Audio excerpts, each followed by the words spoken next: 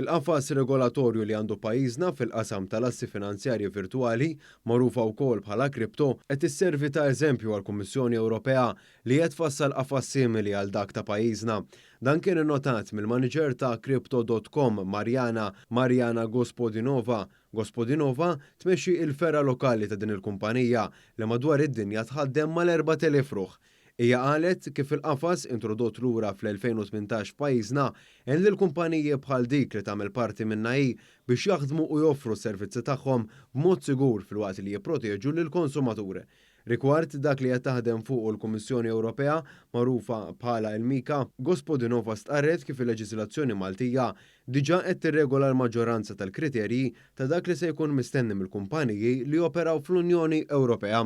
Malta serves as a jurisdiction that is an example for every other European or non-European jurisdiction who wants to create such a framework, because closer inspections of MICA showed that the Maltese government got everything right.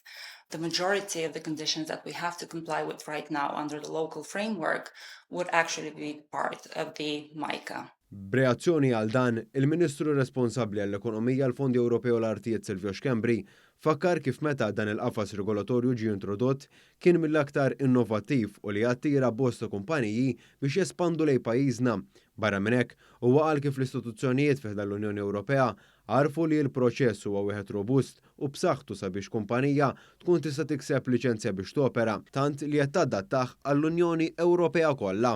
Allura li dan il-framework li huwa identiku għal dak li għamilna aħna 6 snin ilu, kumpaniji li għandhom liċenzja Maltija issa jistgħu eventwalment minn hawn sena u nofs oħra jibdew joperaw f'kull pajjiż ieħor tal-Ewropa.